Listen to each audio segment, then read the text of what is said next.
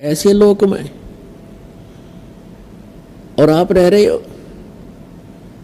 एक पल का भरोसा नहीं, ना जाने के हो जा के बीत जा किसके संग में।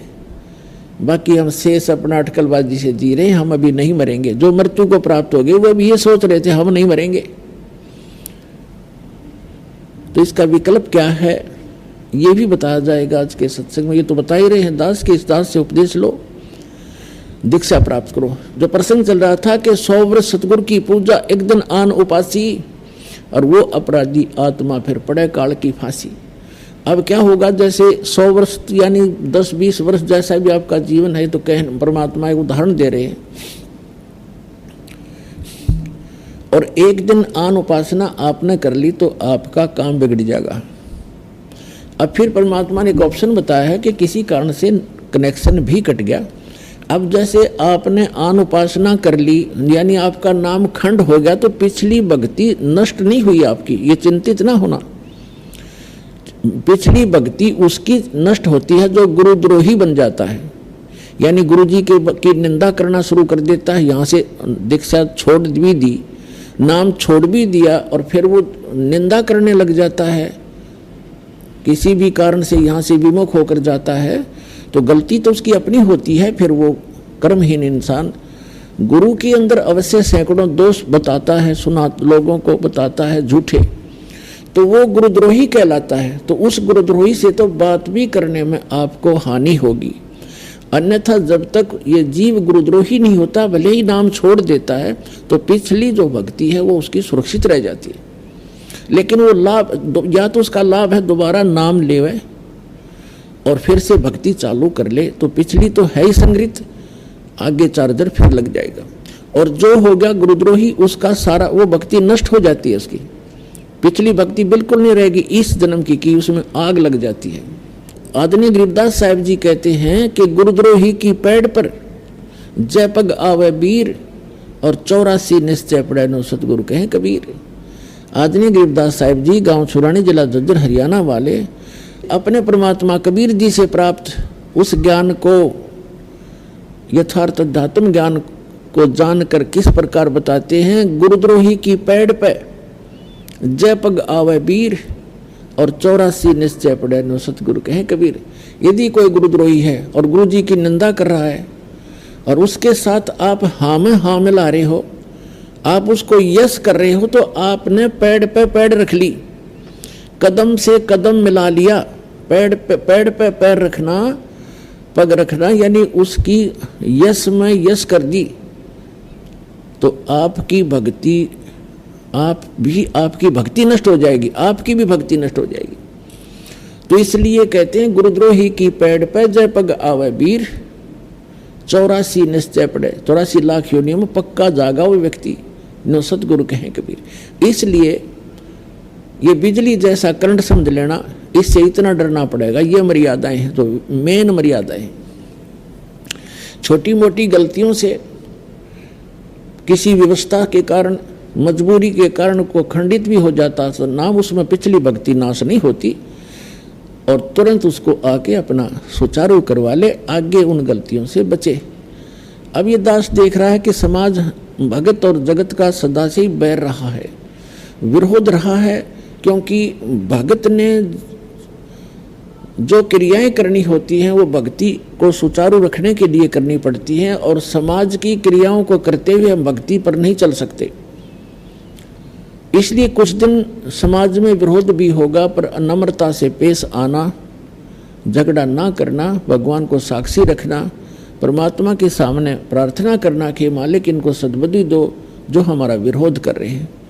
फिर एक दिन उनको भी आवश्यकता भगवान की, वो भी आएंगे, उन्होंने ज्ञान सुना नहीं है, इसलिए वो कई जगह आपने सुना है कि गांव में विरोध कर देते हैं, कुल के लोग भी विरोध कर देते हैं, खुद परिवार के सदस्य भी विरोध कर देते हैं। करने दो उनको, पर आप अपनी क्रिया को छोड़ना नहीं, भक्ति करते ही रहना। और किसी कारण से कोई मजबूरी व्यवस्था के कारण हो भी जाता है, तो परमात्मा से हृदय से माफ़ी मांगना, अपनी व्यवस्था प्रकट करना दाता के सामने, और फिर दोबारा आकर के दीक्षा, अपना कनेक्शन फिर से चालू करवा लेना यहाँ आकर के, फिर कोई हानि नहीं होगी। तो यहाँ परमात्मा कहते हैं कि गुरुद्रोही की पैड़ पे पैड माने उसके पैर के चिन्ह पर जहां से वो गुजरा है। एक तो पैड होती है जैसे गुरुद्रोही जा रहा हो और उसके पीछे आप जा रहे हो, ये नहीं कि उसके कदम पर कदम रखेगा उसके चिन्ह पर, ऐसा नहीं। पैड पे पैड रखना, कदम से कदम मिलाना, कदम से कदम मिलाना मीन उसकी सब बातों को आप स्वीकार करना। कर लेते हो तो वो गुरुद्रोही की पैड पे पैर रख दिया आपने। जैसे कोई आपके गुरुजी की निंदा भी कर रहा है, आप कहीं बैठे हो जैसे बस में बैठे हैं और दूसरी सीट वाला ही ये बातें करना शुरू कर देता तो आप कहाँ जाओगे? तो आपके हृदय में ये उससे लड़े नहीं, क्योंकि लड़ने से तो बात बिगड़ती है भगत की, उससे लड़े नहीं और उससे द्वारा जो बकवाद की जा रही है वो आपके हृदय में घर करे नहीं कि ये वैसे नींद में बांडा है, बांडन दे, भौंकन दे इसको। उससे कुछ जवाब नहीं देवे, और जवाब देवे तो भी नम्रता से देवे कि भाई साहब या बहन जी आप भ्रमित हैं, हम वहाँ जाते हैं, हम गुरुजी से संपर्क में हैं, आप सुनी सुनाई कह रहे हो तो आप भ्रमित हैं। अगर फिर भी वो नहीं मानता है तो फिर एक आधा प्रमाण जितना विनम्रता से दो, झगड़ा नहीं करा करते वक्त। फिर भी नहीं मानता तो फिर ये सोच ले कि इसने काल की भांग पी रखी है, और नशे में आदमी कुछ भी कह सकता है, भौंकने दे, कहने दे इसको, उसको कहे नहीं कि भौंक ले, लड़ाई हो जाएगी फिर तो। अपने मन में रख है, करने दे इसने जो कह रहा है। तो वो आपने पैड पे पैड नहीं रखी। अब कोई घर का सदस्य ही ऐसा हो जाता है नालायक, जिसने ज्ञान नहीं सुन रखा, तो वो भी आपका विरोध कर सकता है, सुनी सुनाई बातों से वो भी गुरुजी की निंदा कर सकता है। तो उसको ऐसा थोड़ा घर से निकाल देंगे या हम भाग जाएंगे, उसकी यश नहीं करे उसकी बातों की, तो आपने वो निंदा सुनी नहीं। और यदि आपके हृदय में भी कोई थोड़ी बहुत त्रुटि आ जाती है तो आपने वह निंदा सुन ली, आपको भी उतनी ही हानि हो गई। अपने आत्मा उसके लिए विकल्प आपको बताई दिया है कि पुनरुपदेश लेवे और आगे ऐसी त्रुटियों से बचे। अब जो प्रसंग दास आज सुनाना चाह रहा था कि आप यहाँ इस लोक में क्यों फंस गए, या कोई चीज भी ऐसी नहीं जो सुरक्षित हो, यहाँ का राजा सुरक्षित नहीं तो प्रजा कैसे सुरक्षित होगी? फिर हम रह क्यों रहे हैं यहाँ पर? क्योंकि हमें परिवार हमारा प्यारा लगता है, बच्चे प्यारे लगते हैं, माता पिता में मोह है, संपत्ति हमारी लगती है, तो यह भूल है अपनी।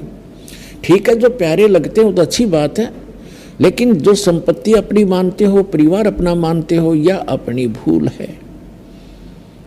अगर हमारा हो तो हमारे पास रहे, ये जा क्यों रहे हैं बारी बारी? तो ये अपना नहीं है, ये अपनी भूल है, और ये हमारे बस की बात भी नहीं है, क्योंकि हमारे ऊपर इन तीनों गुणों का इतना भयंकर प्रभाव है, इतना जबरदस्त प्रभाव है कि हमारे बस की बात नहीं।